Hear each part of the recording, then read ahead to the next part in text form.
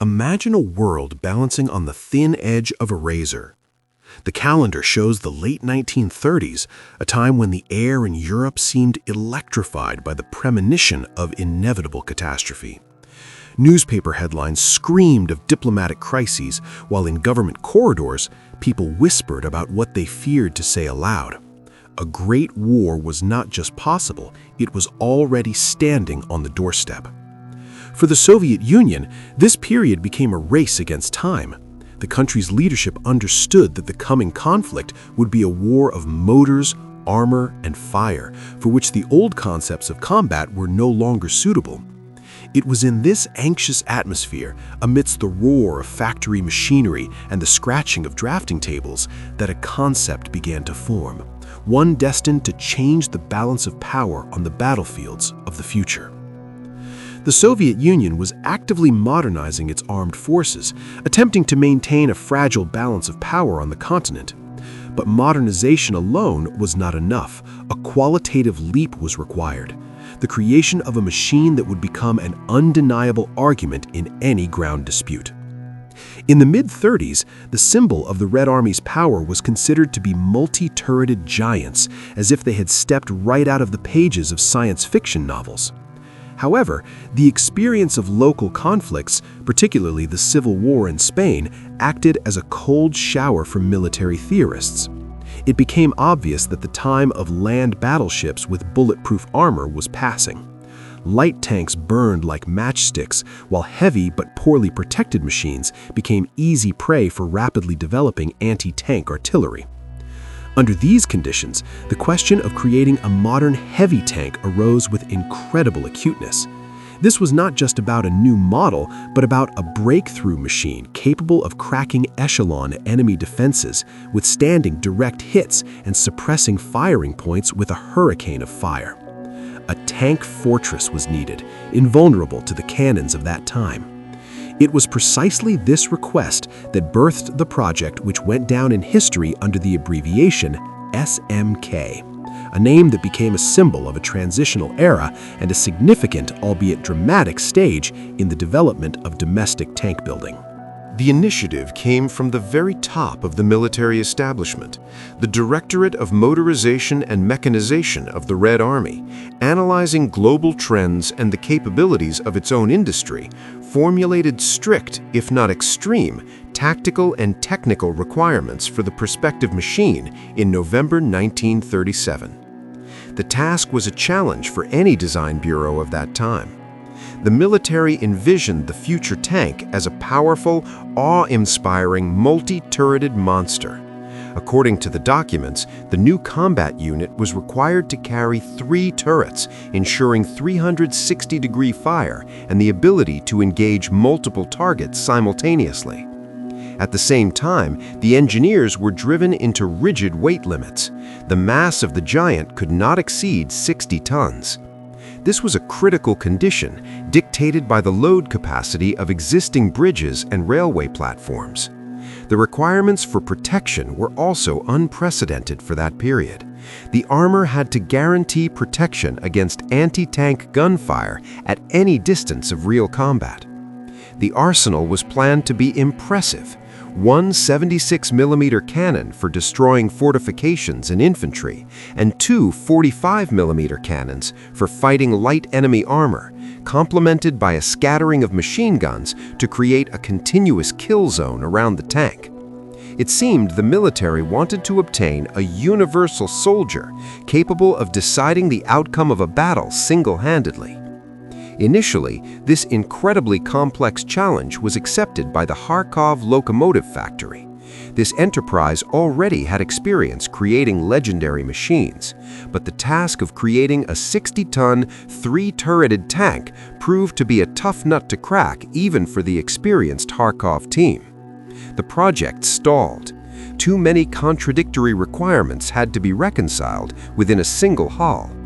Seeing that the deadlines were under threat and the complexity of the task was off the scale, it was decided to bring in the heavy artillery of Soviet industry, the Leningrad Kirov plant and plant number 185. This decision shifted the center of gravity of development to Leningrad, a city with a powerful production base and unique personnel. Work on the project, which received the index SMK in honor of Sergei Mironovich Kirov, proceeded agonizingly. It was not just an engineering process, but a real battle of ideas and compromises. Sketches changed one after another, blueprints were crossed out, and the lights in the design bureaus did not go out at night. The main dilemma lay in the layout: how to place 3 turrets with powerful weaponry, provide thick armor, and still stay within the specified 60 tons. Mathematics was relentless. Every thickening of an armor plate required sacrifices in weaponry or mobility, and every extra gun ate up precious kilograms of protection. The approvals went on for a long time, climbing higher and higher up the service ladder, all the way to the top leadership of the country. The real, fateful turn in this story happened at the very end of 1938. The December days in Moscow were short, but it was on one such day, December 9th, that a meeting of the Politburo and the Defense Committee took place in the Kremlin. The agenda was the issue of new tanks. Factory representatives brought models of future machines. Among them was the 3-turreted version of the SMK. The engineers were noticeably nervous, understanding that the machine, overloaded with turrets, barely fit into the limits. Legend has it that Joseph Stalin, after carefully inspecting the model of the 3-turreted giant, approached the table and asked a seemingly simple question that changed everything. He asked the designers why the tank needed a 3rd turret, turning it into a department store where too much was piled up.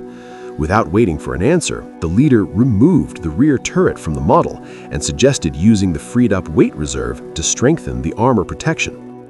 Let there be fewer turrets, but the armor will be stronger. That was the meaning of his directive. This moment became the point of no return. The order was unambiguous: abandon the complex and heavy 3-turret scheme in favor of a 2-turret layout. Thus, by a strong-willed decision from above, the engineering deadlock that had tormented the designers for months was resolved. The final look of the SMK was born, a 2-turret heavy tank, which subsequently became the platform for a whole family of combat vehicles. The freed-up tons of weight were put exactly where they were needed, into increasing the armor protection. Now the engineers could breathe more freely and focus on the detailed development of the components. Assembly of the first experimental machine began almost immediately, as early as January 1939. The pace was frantic. The Kirov plant worked as a single well-oiled mechanism, understanding the importance of the assignment. The spring of 1939 became the time of the giant's birth in metal. When the tank rolled out of the assembly shop, it made an indelible impression. It was not just a machine, it was the embodiment of the power of an industrial superpower. By May, the tank was ready for factory trials. It roared with its engine at the proving ground, overcoming obstacles, testing every weld seam and every bolt for strength. The factory workers, tired but proud of their creation, watched every movement of the multi-ton behemoth. By the beginning of autumn 1939, the political situation in the world had heated to the limit. The Second World War had begun. Under these conditions, the demonstration of new technology to the country's leadership acquired special significance. In September, a closed showing took place at the Kubinka Proving Ground. Among those present were the most influential people of the Soviet Union: Kliment Voroshilov, Andrei Zhdanov, Anastas Mikoyan. They watched with interest as the SMK demonstrated its driving qualities and firepower. The verdict was positive. The machine was declared ready for further testing, but now no longer on a proving ground, but in conditions as close to combat as possible. The tank awaited its first serious exam, and history decreed that it would not have to wait long. To understand how far Soviet engineering thought had stepped with the appearance of the SMK, it is necessary to draw a clear line between it and its predecessor. If you place the SMK next to the famous 5-turreted T-35, which by that time had already become a symbol of Red Army power at parades, the difference between them is like night and day. Outwardly, an inexperienced observer might find common features: the same impressive dimensions, the presence of multiple turrets, caterpillar tracks grinding the soil. But that is where the similarity ended. The internal differences were colossal, systemic, and revolutionary. The T-35 was a child of the early 30s, cumbersome, complex, and, in essence, a cardboard giant. Its armor protected only against rifle bullets and shrapnel, making it a deadly trap for the crew upon meeting any serious artillery. The SMK, however, was created as an invulnerable fighter. It received fundamentally different protection. The frontal hull armor reached 75 millimeters, a figure unattainable for most tanks of that time. But it wasn't just about the thickness of the steel. The designers intelligently used geometry. The armor plates were positioned at rational angles of inclination, which increased the effective thickness of the armor and increased the probability of ricocheting enemy shells. For anti-tank guns of the late 30s, penetrating such protection head-on was a practically impossible task. However, armor is only half the battle. A tank must bite, and bite hard. The weaponry of the SMK was rethought towards maximum efficiency. The main firepower was concentrated in the upper main turret. There, they installed a 76mm L11 cannon. This gun possessed sufficient power to destroy field fortifications, bunkers, and fight enemy armor. But since the concept of multi-turret designs had not yet been completely discarded, in front of the main turret, slightly lower, sat the second, smaller turret.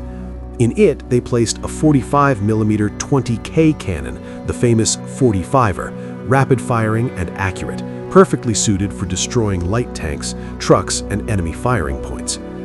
Such an echeloning of weaponry allowed the crew to conduct maneuverable fire. While the commander and gunner in the upper turret aimed at a distant bunker or enemy tank, the gunner in the lower turret could spray infantry with fire or suppress machine gun nests.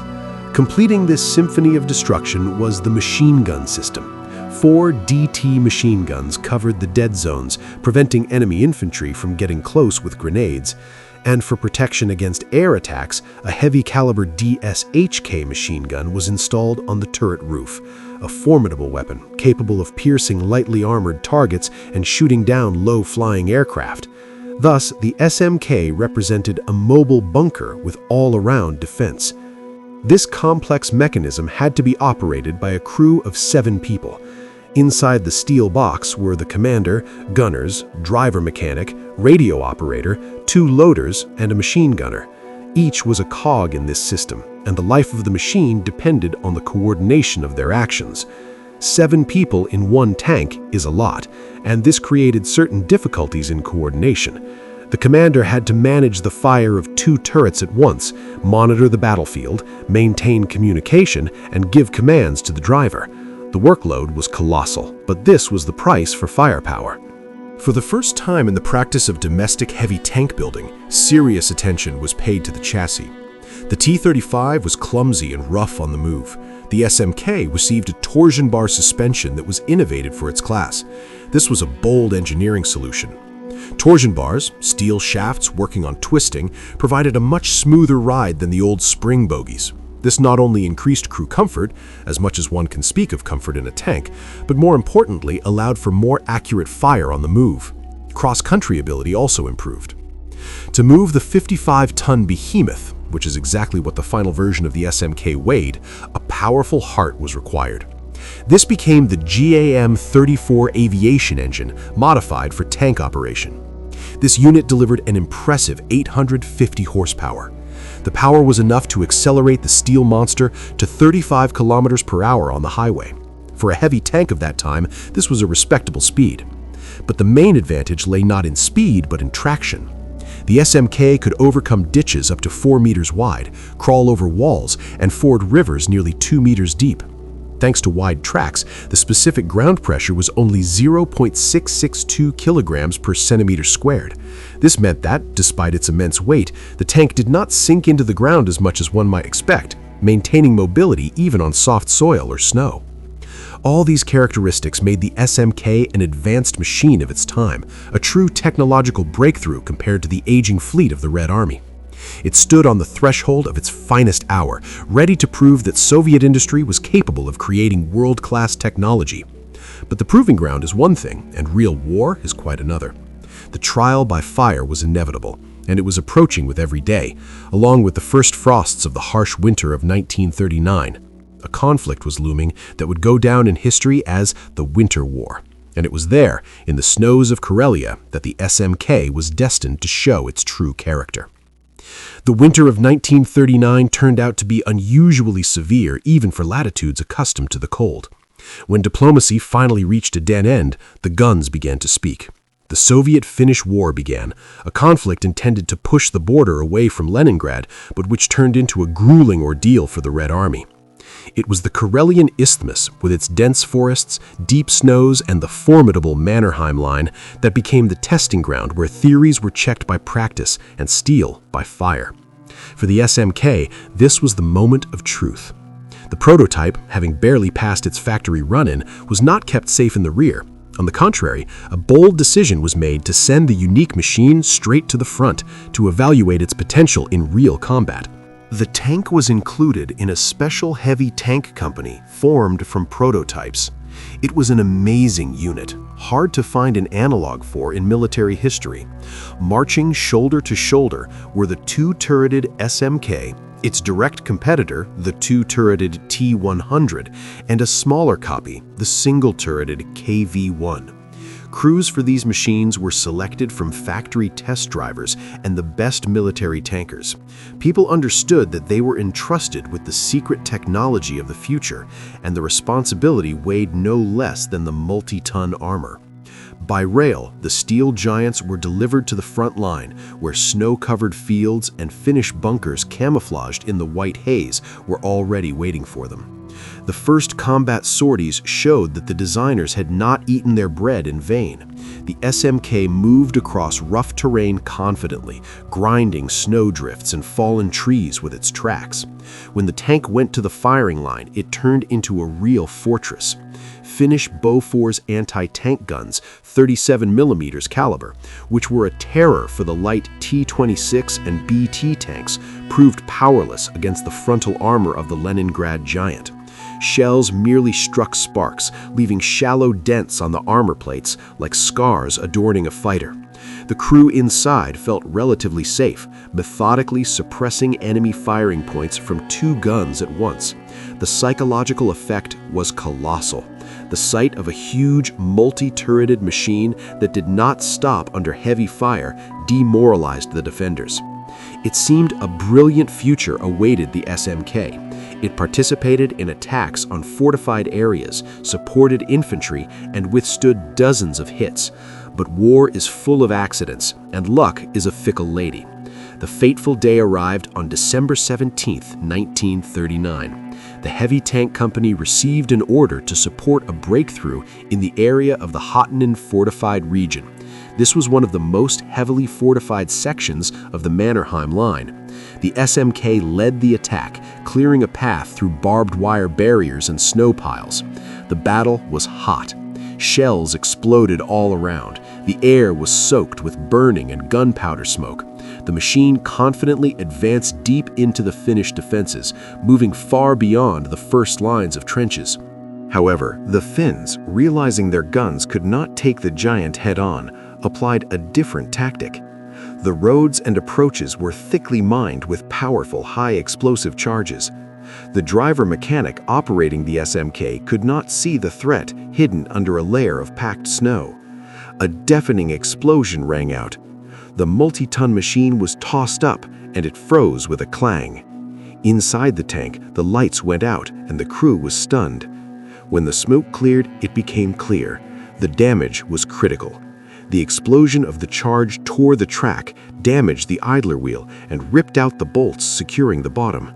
The SMK turned into an immobile target in the middle of no man's land, deep within the Finnish defenses. The situation became critical. The tank stood in full view, and the enemy immediately concentrated all available fire on it. But the armor held. The crew remained alive, sealing the hatches and continuing to return fire. The second giant, the T-100 tank, rushed to help its stricken comrade. Under heavy shelling, it approached the SMK, shielding it with its hull. The crews made a desperate attempt to take the damaged machine in tow, But moving a 55-ton behemoth on slippery ice and deep snow proved to be an impossible task. The tracks of the T-100 spun, tearing up the ground, but the SMK did not move a single centimeter. The situation was aggravated by the fact that the engine of the victim tank had stalled and would not start. For several hours, this drama continued in the icy wind. Finnish artillery intensified the pressure. It became clear that further attempts at evacuation would only lead to the loss of the second unique machine and the death of men. A difficult decision was made. Shut down the engines, strip the SMK of machine guns, optical instruments, and ammunition, and abandon the machine. Through the emergency hatch in the floor, according to another version, shielded by the hull of the T-100, the crew transferred to the operational tank. The T-100, overloaded with people, slowly crawled back to its own positions, leaving the SMK alone amidst the snowy desert. Thus, the pride of Soviet tank building ended up in captivity, not of the enemy, but of circumstances. The Finns, discovering the abandoned giant, showed enormous interest in it, but they too hit a dead end. The Finnish army simply had no tractors capable of dragging such a monster to their rear. The tank turned into a peculiar monument to invincibility and vulnerability simultaneously. It stood in no man's land for more than 2 months. Soviet artillery periodically shelled the area where the tank stood to prevent the enemy from studying the secret technology in detail or using it as a firing point. The Iron Giant, covered in snow with open hatches, silently watched the course of the war continuing around it. Only at the end of February 1940, when the Red Army achieved a decisive breakthrough of the Mannerheim Line and the front moved far ahead, did the opportunity arise to retrieve the machine. The operation to evacuate the SMK became a separate epic. Ordinary means proved powerless again. A whole group of T-28 tanks had to be brought in, which, working in tandem like barge haulers, with great difficulty pulled the wounded giant out of the crater and towed it to the Perkjarvi railway station. From there, already on a platform, the crippled veteran returned home to the native Kirov plant in Leningrad. When engineers and military men inspected the returned tank, a picture full of contradictions appeared before them. On one hand, the hull of the machine was pitted with marks from shells, but not a single one had pierced the armor through. It was a triumph of protection. On the other hand, the very story of the tank's loss revealed its fatal flaws. The SMK turned out to be too heavy and cumbersome for maneuver warfare and operations on difficult terrain. Evacuating such a behemoth from the battlefield turned into an unsolvable logistical problem. But the main verdict on the multi-turret concept was not delivered by a Finnish mind, but by the success of its younger brother, the KV-1 tank. That same KV, which was created as a shortened version of the SMK with one turret, passed the tests in Finland brilliantly. It was lighter, more maneuverable, simpler to produce and operate, and its armor and 76mm cannon were in no way inferior to its older brother. It became obvious that the time of multi-turreted land battleships had gone irrevocably. One powerful turret with a universal gun solved tasks more effectively than a complex system of 2 or 3 turrets requiring a huge crew and complex coordination. They decided not to restore the SMK. It had fulfilled its historical mission, becoming the step from which designers pushed off to create the legendary tanks of the KV series, Kliment Voroshilov, and subsequently the IS, Joseph Stalin. The prototype, stripped of engines and weaponry, remained in the backyards of the factory. It survived the Great Patriotic War, the siege of Leningrad, staying on the factory territory, but never entered battle again. Unfortunately, this unique specimen did not survive to our days. In the 1950s, in the era of rapid development of new technology, the old and forgotten hull was sent for smelting. The last witness of the era of multi-turreted giants disappeared into the melting furnaces, making way for metal for new machines.